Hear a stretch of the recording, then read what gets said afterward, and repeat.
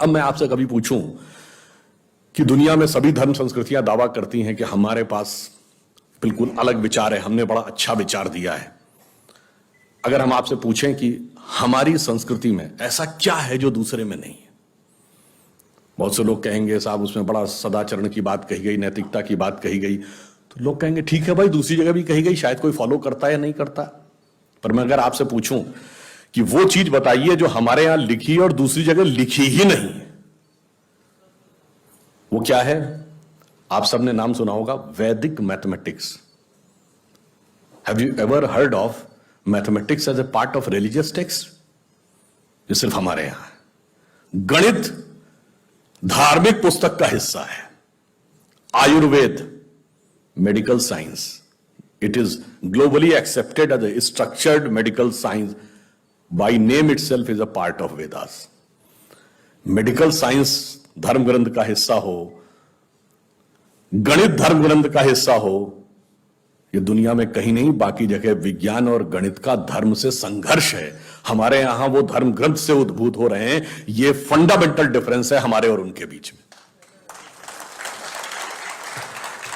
और इतना ही नहीं, मैं कभी आपसे, आप लोगों ने ध्यान दिया हो अगर, गणित की जो खोज है, वैसे तो बहुत सारी चीजें थी जो अंग्रेजों के आने के बाद छुपा दी गई, क्वाड्रेटिक इक्वेशन हो, अलजेब्रा हो, ट्रिग्नोमेट्री हो, ये सारी चीजें। मगर एक ऐसी चीज है जो कमोबेश सभी लोग मानते हैं, चलो ये तो मान ही लेते हैं कि भारत ने दिया। वो क्या था? शून्य। अब कहा जाता शून्य किसने दिया? आर्यभट्ट ने खोजा। अरे भाई, आर्यभट्ट ने खोजा नहीं, आर्यभट्ट की किताब में पहली बार तुमको लिखा हुआ मिला। अगर आर्यभट्ट ने शून्य खोजा तो बौद्ध मत में शून्यवाद का सिद्धांत कहां से आया? वो तो आर्यभट्ट से पहले के थे। और ये बताइए, कौरवों की 18 अक्षौणी सेना से लेके भगवान राम की जन्म कुंडली बन रही थी, वो बगैर शून्य के बन रही थी। वास्तविकता यह है कि शून्य वेदों से निकला, और वो इस बात को स्वीकार करने को तैयार नहीं होते थे कि धर्म ग्रंथ से निकलता है। इसलिए उनको छटपटाहट थी, इसलिए वो कहने का प्रयास करते हैं किसी और ने निकाला था। और समस्या क्या है? हमारे यहां तो भगवान राम की जो कुंडली निकली है, वो जब नासा के प्लैनेटोरियम सॉफ्टवेयर में डाली गई तो 7114 समथिंग बीसी की डेट निकल आई। अब बताइए, वैसे तो मैं नहीं मानता कि वो डेट सही है, उसके अंदर नक्षत्रों का कैलकुलेशन किया जाए तो बहुत पीछे आएगा, परंतु बताइए, उन लोगों ने हमको समझा दिया कि हम अवैज्ञानिक हैं और हम अंधविश्वासी हैं, जिनमें किसी एक के यहां लिखा है कि धरती चपटी है और एक के में लिखा धरती के चारों तरफ सूरज घूमता है। और ऐसे महान ज्ञानदेव पाड़े लोगों ने हम लोगों को समझा दिया कि हम अनसाइंटिफिक थे और धरती को चपटी और धरती को इस सौरमंडल का केंद्र कहने वाले लोग वैज्ञानिक थे। आज भी जब सूर्य ग्रहण या चंद्र ग्रहण होता है, आप नासा की ऑब्जर्वेटरी बताती है ना, 1950 से पहले नासा नहीं था।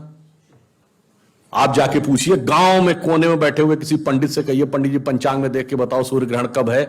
और जो वो हमारा पंचांग बताता है और जो नासा की ऑब्जर्वेटरी बताती है, कभी उसमें दिन तो छोड़िए, घंटे और मिनट का भी अंतर देखा है? हमारा तो कैलकुलेशन 5500 साल से एज इट इज चला रहा है, और उसके बाद उन्होंने हमें बताया कि हम अवैज्ञानिक हैं।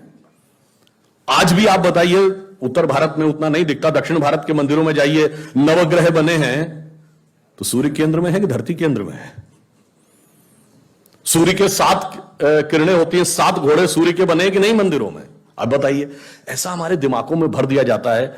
हम सब ने, हम लोगों ने भी विज्ञान में पढ़ा कि सबसे पहले नवग्रहों की खोज किसने की? केपलर ने। Kepler's law of planetary motion.